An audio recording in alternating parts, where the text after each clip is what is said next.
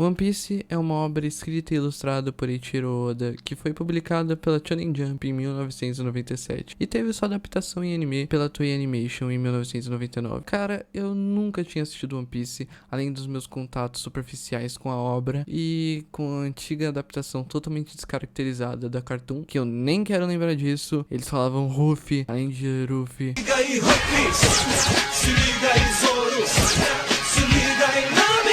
Uou! Era realmente triste. Mas com a chegada de One Piece na Netflix e com a dublagem nova, recentemente me cresceu essa vontade de consumir a obra e esse interesse. E aí eu assisti. E agora eu tô aqui pra fazer esse vídeo. Esse vídeo nasceu com a vontade de falar sobre One Piece, e aí nasceu meio que essa ideia de trazer vários vídeos de One Piece aqui no canal, sempre comentando sobre as sagas ou arcos separadamente. Esse vídeo aqui é muito mais sobre minha experiência e se vale a pena assistir One Piece ou não, fazendo um pequeno resumo sobre a saga de Shippuden, que é a primeira saga de One Piece, falando sobre toda a minha experiência assim, mas futuramente eu acho que eu pretendo trazer uns vídeos sobre os arcos separadamente e sobre as outras sagas quando eu for terminar. O próximo vídeo de One Piece será sobre um arco de Shippuden, que aqui eu vou falar muito por cima, que é o arco do Arlong Park, que é um arco que merece um vídeo próprio, porque é incrível, mas no geral acho que você entendeu. É literalmente esse o vídeo. One Piece se inicia com já um flashback mostrando Gold Roger, que é o ex-rei dos piratas, falando sobre seu querido tesouro One Piece, que seria o tesouro que estaria na Grand Line, em uma ilha da Grand Line. Se você não conhece, a Grand Line é uma grande linha que é um mar muito importante nessa primeira parte de One Piece, e lá ficaria o One Piece, né, o tesouro onde teria tudo que o rei dos piratas conquistou. E é um fato que um figurante aleatório que questionou o Roger pra isso, e se não tivesse questionado, nada teria acontecido. Eu acho que ele não abriria o bico, então a gente tem que agradecer que a existência desse figurante, porque senão não teria anime. Agradeçam a ele. Você fez com o seu tesouro, hein? Pode falar, ele tá na Grand Line, não tá? Você conseguiu pegar ele, não foi? Você pegou aquele tesouro lendário! Maldito! Cala a boca! Aquele tesouro especial! O One Piece!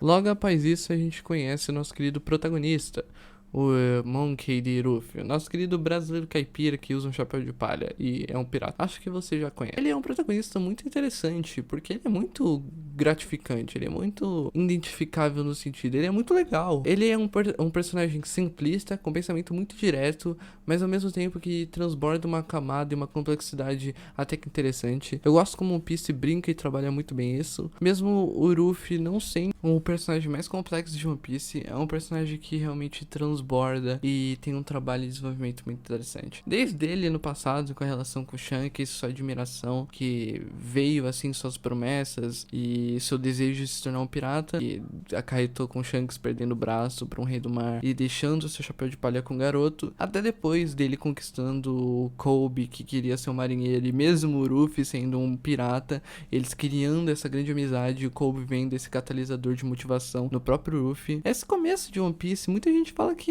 é muito chato, que é arrastado. Claramente, eu acho que um grande problema de One Piece é o fato de ser arrastado, mas isso é muito mais pela Toei Animation do que outra coisa. A maioria dos animes da Toei são arrastados, mas no geral, o começo é bem interessante. A Álvida é um vilão inicial legalzinho. Ela é a maior beldade de One Piece, que depois foi estragada. Mas tudo bem, ela representa um perigo inicial. Logo após a gente conhece Zoro, que representa aquele personagem mais marrento do grupo. E mesmo ele sendo desse jeito, ele não é o estereótipo de personagem orgulhoso.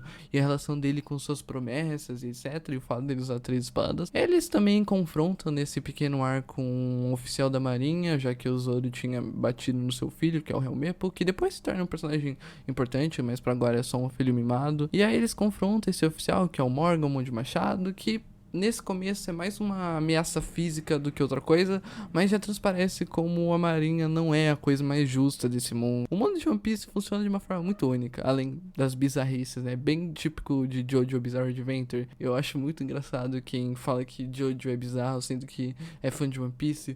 E One Piece é bizarro igual, e é muito bom isso. Um mundo com uma meteorologia totalmente única, com monstros marítimos e etc. Até que a animação, ela tá, tipo assim, eu vejo muita gente reclamando sobre a animação, mas a animação não tem nenhum problema. Ela é bem mediana, bem estilo anos 90 mesmo, com um tom mais artístico. Em alguns pontos ela tem uma fluidez até que interessante. Claramente ela tem os pontos que se deixa a desejar, mas no geral ela é bem positiva, ela é bem boa. Você consegue curtir bem e entender tudo sendo transparecido de uma forma clara pra você. Mas Kobe se motivar e ficar na marinha, naquela ilha, e se tornar fielmente um oficial da marinha, e Zoro se tornar o primeiro tripulante, a gente vai pra próxima ilha, onde é um arco que eu gosto muito. Esse é o arco mais transitório, que a gente conhece o melhor vilão de One Piece, que é o pomposo Bug, e é muito foda o fato dele ter sido um tripulante do Rei dos Piratas e um tripulante junto com Shanks, que, ao meu ver, é muito engraçado, porque a diferença de poder deles é gritante.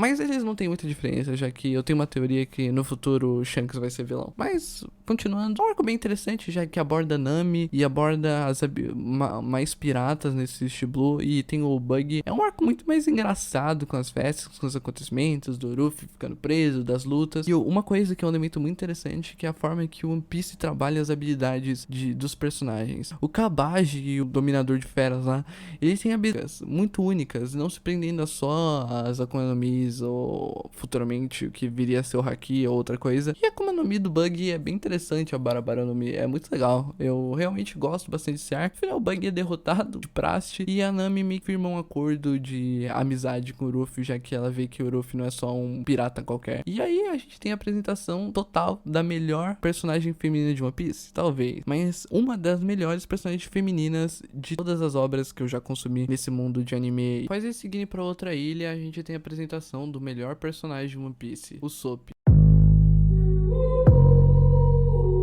Que é uma grande referência ao Pinóquio, além do nariz, e as fábulas de Usopp. Eu gosto da adaptação que o Oda trabalha nessas grandes histórias com o Sop sendo o personagem que representa o mundo real, a gente no mundo de One Piece. Eu gosto como esse arco traz uma seriedade muito interessante. Claro que o vilão não é melhor que o Bug, ele não é tão interessante assim, mas é um vilão mais sério, mais poderoso, que acaba sendo um inimigo mais difícil para os nossos protagonistas. E eu gosto de toda a construção dessa saga. Essa saga é bem única. Do Sop demonstrando um outro lado da mentira, a relação dele com seu pai, que é um tripulante do Shanks, e por isso o Luffy tem esse conhecimento sobre o Sop e a relação deles, a relação do Sop com a Kaia, que meio que é uma referência à relação dele com sua mãe, dele mentir pra edificar e fortificar o espírito da Kaia, a relação dele, do Sop com os habitantes da vila, com todos do vilarejo ficando com saudade dele, e do Sop querendo que a grande verdade dele, né, que é o grande plot da história, que é a mentira dele que ele sempre contava, no final foi verdade, já que Kuro, que era um dos mordomos da Kaia, era um pirata e queria fazer mal pra eles e pra vila, e tava fazendo toda uma dominação, uma invasão, vamos dizer assim, e mesmo assim ele queria lutar sozinho pra deixar aquilo se tornar uma mentira, pros habitantes da vila poder ficar tranquilos. E toda a relação dele com as crianças do Piratas de Usopp, o Narutinho, que eu apelidei assim, já que é a mesma dubladora que o Naruto, que é a Úrsula Bezerra, e no final eles derrotando o Kuro e etc, tendo uma construção muito maior pro o que o Usopp representa pelas crianças delas, protegendo o Django, a Kaia. E é muito legal que o Django é literalmente o Michael Jackson. Eu gosto muito desses paralelos que o Oda trabalha. O Oda não só traz um desenvolvimento muito único pra personagens que bem B, tipo a Kaia. Você sabe que ela não vai aparecer de novo, mas mesmo assim ela tem uma construção de propósito muito grande dela querendo fazer as coisas, dela vendo que ela não acreditou no Sop, e a cena que ela não acredita no Sop dá um tapa na cara dele, depois que toda a vila não acreditou nele, é muito triste. É literalmente uma boa adaptação à fábula.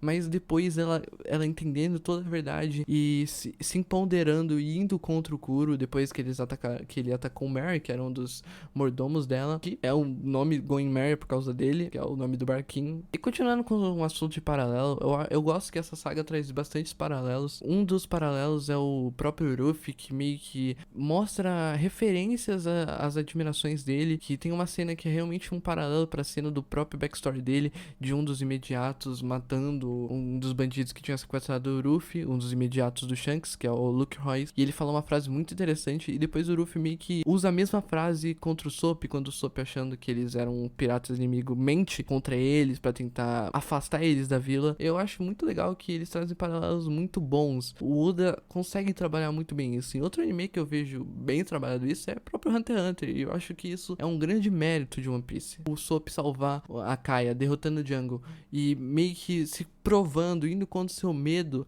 é muito interessante. É um trabalho de personagem muito único. No final, eles conseguem o Going Merry, que é o grande barco, e o Sop acaba partindo com eles em jornada e entra pro bando. 死ぬためじゃない、生きるために戦うんだ。ウソップさんのウソはいつも生きる楽しさを語っていた。生きろって励ましてくれていた。そうでしたね。引くぞ。本当にやるのかよ。やるさ。キャプテンの後は俺たちが継ぐんだ。いっせーの。海賊団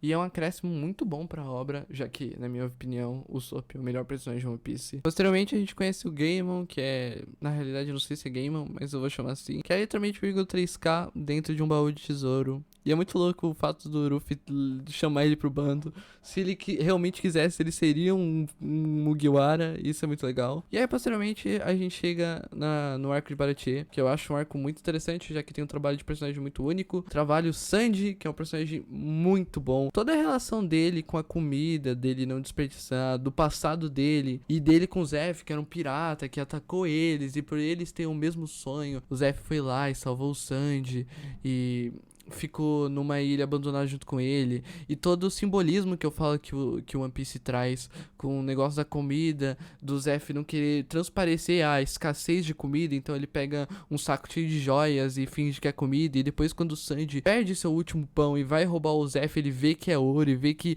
o Zeff no mangá, ele se alimenta da própria perna, que ele tava dando tudo pra criança, e tem um simbolismo muito importante de, às vezes, as riquezas, as coisas que a gente mais vangloria, na realidade, nos momentos mais importantes da vida não são essenciais. A gente tem que dar valor pra realmente as coisas que têm um valor significativo. E isso é algo muito abrangente nessa segunda fase de arcos aqui dessa primeira saga, porque até então, nessa primeira parte, a gente via literalmente a grande aventura do Luffy, dele tentando se comprovar como pirata enquanto montava sua tripulação. Claro que a gente via aspectos emocionais e sentimentalistas dos personagens, só que pra mim, a partir dessa virada, as coisas mudam e isso fica muito mais abrangente. Eu já comentei anteriormente um pouco sobre o passado do Sanji, mas o que mais me emociona e acho mais abrangente nesse arco é muito mais a relação entre o Sanji e seu verdadeiro pai, o Zeff. E sua despedida, onde eu mesmo não queria ir, achando que ele devia estar sempre ao lado do Zeff, porque ele meio que deu um sentido pra vida dele, enquanto o Zeff estava querendo e dando todo o apoio à decisão do Luffy de levar seu filho cabeça oca pra seguir seu próprio sonho. A cena da Soap e toda a despedida é uma das melhores cenas do arco do Baratie. Além disso, a gente tem o passado do Zoro sendo muito melhor explorado aqui, com toda a relação dele com a Kuina e sua promessa aqui evidenciada. E aqui mostra o quanto Oda busca trazer sensibilidade em sua obra. Toda a relação com o machismo e sexismo que a Kuina sofre durante todo o backstory do Zoro, tanto do próprio pai quanto de todo mundo, sendo só porque ela é uma mulher e quer ser uma espadachim, é muito emocionante. Toda a relação dela com a promessa do Zoro, ela morrendo e podendo ter várias interpretações disso, tanto do suicídio dela, quanto dela ter morrido de forma natural, e o Zoro depois herdando a espada dela, herdando a promessa, é algo muito emocionante. E com isso a gente tem trabalhado toda a segunda temática de One Piece, que no caso são os espadachins, com o Mihawk chegando pra confrontar o Don Krieg, que eu acho genial ele ser dublado pelo Gilberto Baroli, simplesmente por ele usar a armadura de ouro, mas tudo bem. Aqui, Mihawk, olhos de gavião, e eu acho muito engraçado como a tradução veio errada e a fandom chama ele de olhos de falcão, eu acho isso muito engraçado. Mas aqui a gente vem e vê o grande desafio, o grande confronto entre o Zoro e o Mihawk. E aqui a gente pode ver o quanto o Zoro está distante do seu sonho. Até agora a gente só tinha visto o Zoro Solador, muito mais forte que todos os confrontos e oponentes que ele tinha enfrentado até agora. Com certeza até agora o espadachim mais forte de Blue. Só que agora ele tem o seu grande confronto contra o pináculo e o auge dos espadachins, o melhor espadachim do mundo. E eu acho isso de uma forma tão fina, finíssima. O Oda já deixa o Mihawk aqui, porque até agora o Zoro tava super confiante. E se não fosse esse confronto, onde ele coloca todas as suas promessas em jogo e vê o quão longe ele está do Mihawk lutando com ele com uma faquinha de manteiga, enquanto ele perdeu 2 das suas 3 espadas. Isso é incrível, porque não só explora e desenvolve o personagem do Zoro como pessoa, como nos dá um palco de como o Mihawk é tão poderoso, ao mesmo tempo de como Shanks é tão poderoso, já que o único que rivaliza até esse momento, já que a gente não conhece outros personagens tão poderosos com o Mihawk, é o Shanks. A cena seguinte do Mihawk meio que admirando o Zoro e vendo o potencial nele, e toda a promessa do Zoro, dele prometendo nunca mais perder, é uma das cenas mais emocionantes de One Piece.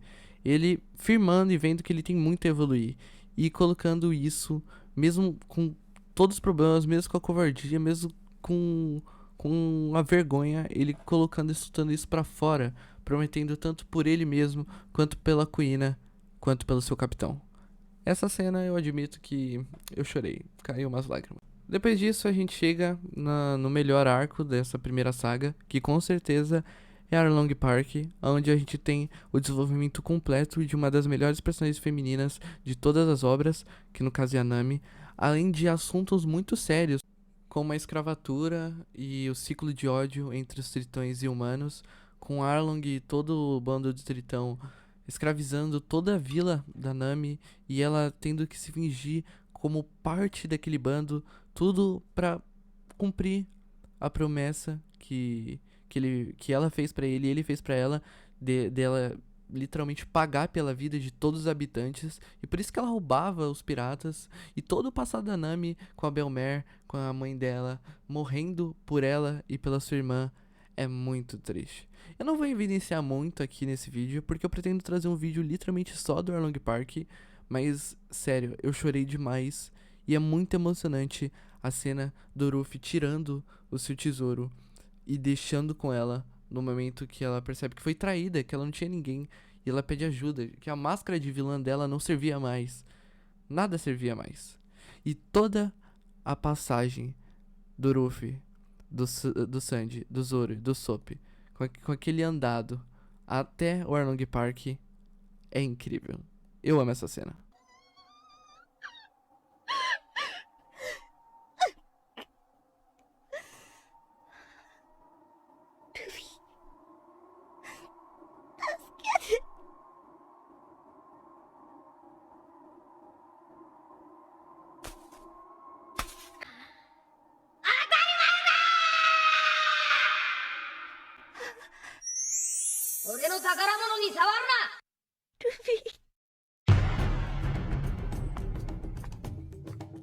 No final desse arco, você só agradece ao Oda dele literalmente ter criado a Nami, porque é uma personagem muito completa. Toda a mensagem desse arco e todos os momentos de mostrando que no final o que valem são nossos laços, não é o dinheiro.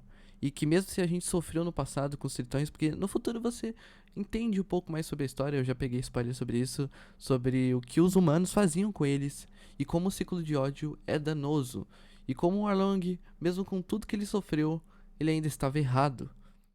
Posteriormente disso, a gente chega em Long Town, que é o último arco dessa saga, até que enfim a gente chegou nesse último arco, Que pra evidenciar isso, além da chegada do Dragon, que é o pai do Luffy, e do momento do Bug quase cortando a cabeça do Luffy e ele tomando um raio, que com certeza foi de alguma Akuma no Mi do pai dele, do pai do Luffy, e de parecer beldade de One Piece Álvida magra, que foi uma destruição, errou muito nisso, Oda. No geral, esse arco pra mim ele é importante porque ele é um arco de transição, ele evidencia sonhos, ele evidencia o Rei dos Piratas, ele evidencia isso. E no final, ele evidencia o que é o One Piece. Toda a jornada de One Piece até esse momento só evidencia o quanto a história é incrível. Ela é muito mais do que só porradinha e um shonen genérico. Claramente, tem uma comédia muito divertida, tem momentos de lutas muito bons, mas o que ganha One Piece é literalmente a grande fantasia, a bizarrice e a loucura de um mundo totalmente fantasioso. A história de One Piece é gigante, literalmente porque ela te toca. Ela consegue te emocionar e te fazer gostar e se ligar a todo o elenco de personagens. E parafraseando o prefácio da contracapa do primeiro capítulo de One Piece, eu acho que ele resume o que é One Piece no geral, pra mim. Antes de começar essa história de piratas, pesquisei muito sobre eles para ter referência, mas os antigos manuscritos não trazem registro daqueles piratas que povoaram meus sonhos de infância. Parece que eles andaram tão entretidos com suas aventuras que nem pensaram em deixar registros de seus feitos para a posterioridade. Vou te contar, hein? Por isso eu digo que é difícil lidar com essa raça de piratas. No resumo, One Piece é só uma aventura emocional de um grande sonho.